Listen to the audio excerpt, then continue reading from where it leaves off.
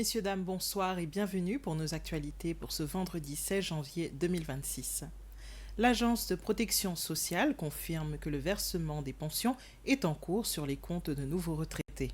Parmi les mesures annoncées par le président Patrick Herminy devant l'Assemblée en novembre dernier figure l'augmentation des pensions de retraite et l'abaissement de l'âge de la retraite de 65 à 63 ans. Ces dispositions sont entrées en vigueur au début de cette année.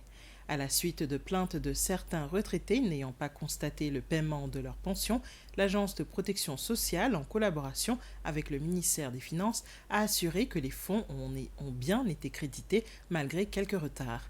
Le secrétaire d'État au ministère des Finances, Patrick Payette, l'a confirmé. Selon les chiffres officiels, près de 3 000 personnes sont concernées cette année pour un budget total de 300 millions de roupies.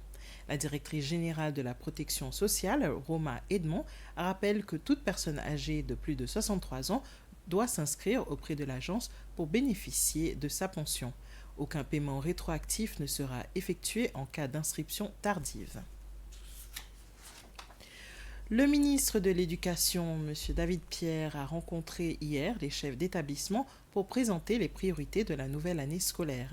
Il a insisté sur discipline, ponctualité et responsabilisation, rappelant que les responsables scolaires sont chargés des résultats, du personnel et du bien-être des élèves. Le ministre a annoncé le rétablissement de la division des services scolaires pour renforcer le suivi des établissements, ainsi que la distribution prochaine d'ordinateurs aux enseignants et d'instruments de musique aux écoles primaires.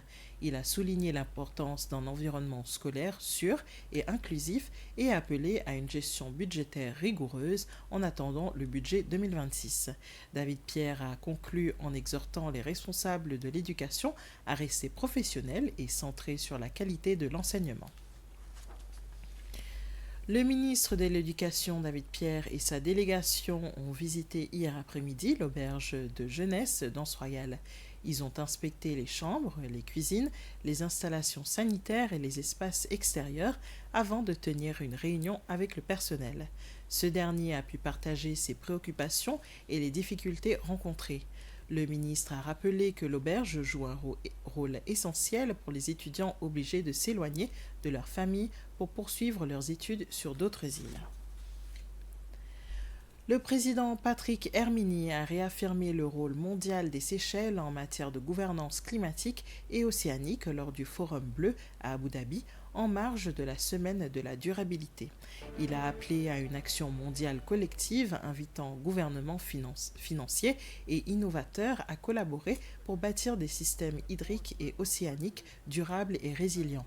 S'exprimant en tant que petit État insulaire, le président Herminy a souligné les vulnérabilités des Seychelles tout en mettant en avant ses réalisations, plus de 30% du territoire maritime protégé, gestion durable des pêches et initiatives de protection côtière.